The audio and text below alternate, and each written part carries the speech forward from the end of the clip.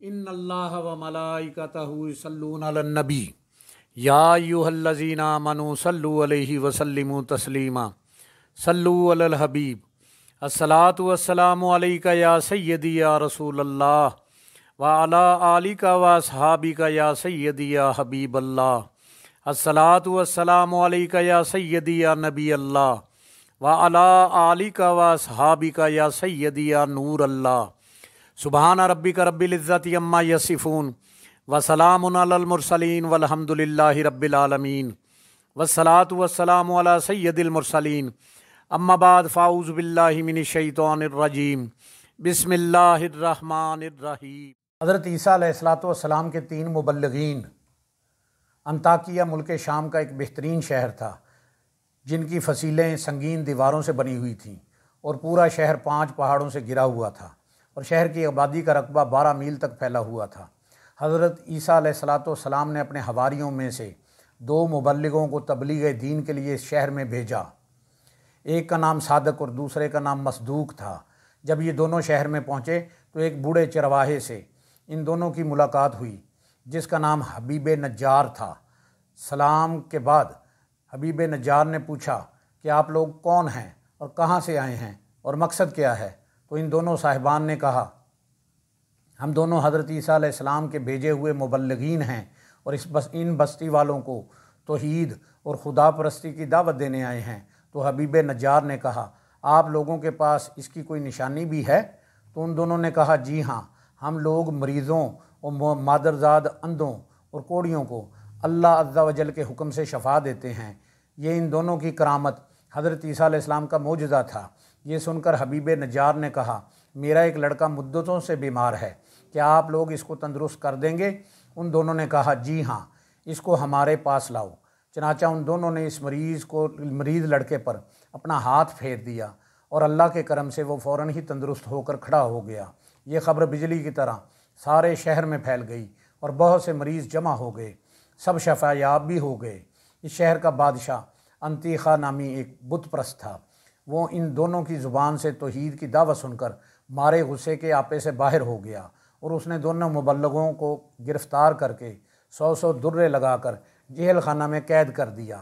اس کے بعد حضرت عیسیٰ علیہ السلام نے اپنے حواریوں کے سردار حضرت شمعون رضی اللہ تعالیٰ عنہ کو انطاکیہ بھیجا۔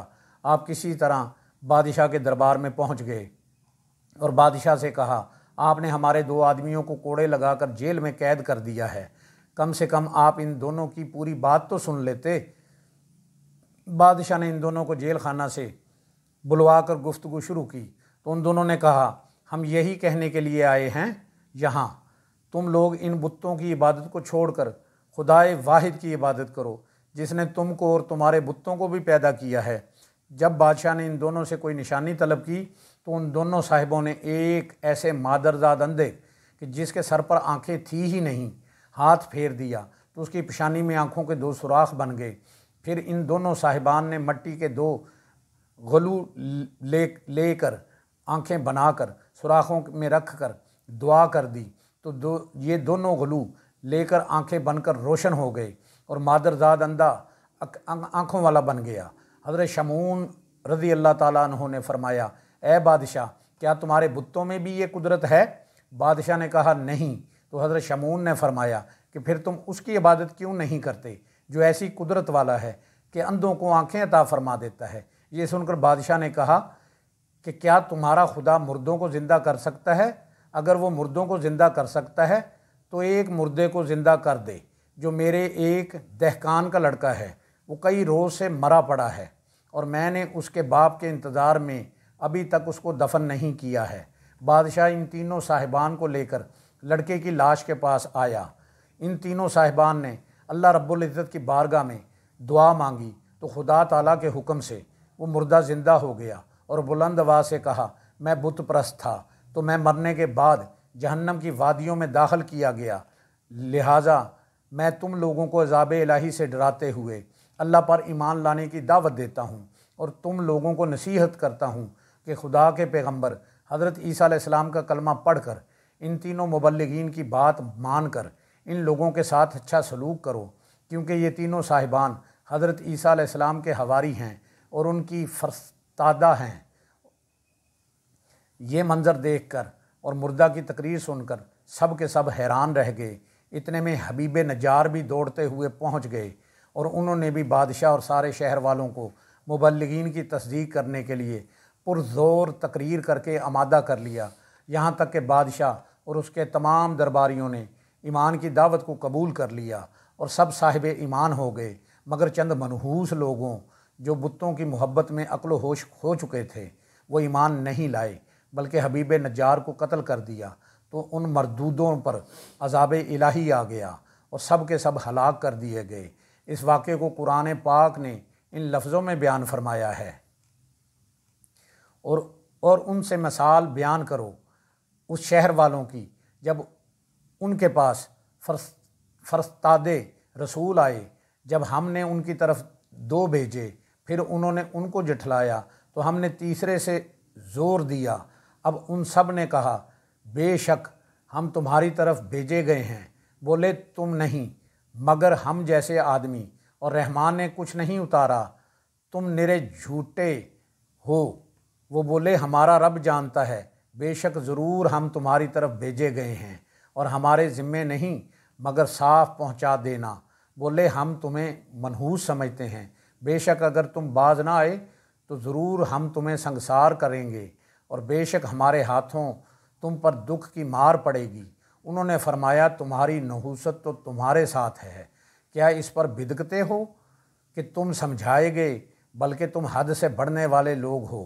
اور شہر کے پرلے کنارے سے ایک مرد دوڑتا ہوا آیا، بولا اے میری قوم، بھیجے ہوں کی پیروی کرو، ویسوں کی پیروی کرو جو تم سے کچھ نیک اجر نہیں مانگتے، وہ راہ پر ہیں۔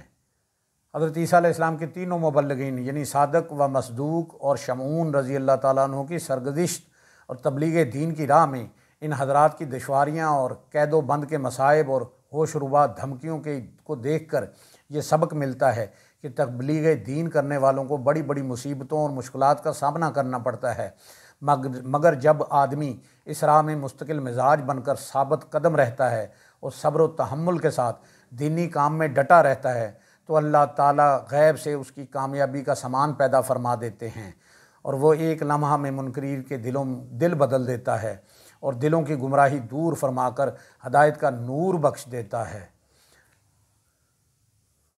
اللہ پاک سے دعا ہے جن سے وہ پیار کرتا ہے ہمیں ان کا ادب عطا کرے، اپنے نیک بندوں کی صحبت عطا فرمائے، ہمیں بادب بعمل عاشق رسول بنائے۔ اللہ کریم ہمیں راہ حق پر چلنے کی، حق بات کہنے کی، سننے کی اور اس پر عمل کرنے کی توفیق عطا فرمائے۔ ہم سب کی جان آقا کریم صلی اللہ علیہ وآلہ وسلم کا فرمان عالی شان ہے، جو شخص میری امت میں نیکی پھیلائے یا اچھی بات پہنچائے اللہ اس سے پیار کرتا ہے اور جنت اس کا مقدر ہے۔ گناہ گار ہیں، بدکار ہیں، سیاہ کار ہیں میرے مولا، جو بھی ہیں تیرے محبوب کی امت میں سے ہیں۔ یا الہی کر کرم کروا کرم، دونوں جہاں میں رکھ شرم۔ جس کسی نے بھی دعا کے واسطے یا رب کہا، کر دے پوری آرزو ہر بے کس و مجبور کی۔ جس کسی نے بھی دعا کے واسطے یا رب کہا، کر دے پوری آرزو ہر بے کس و مجبور کی۔ آمین بجاہ نبی الکریم الامین، وآخر دعواہم ان الحمد للہ رب العالمین۔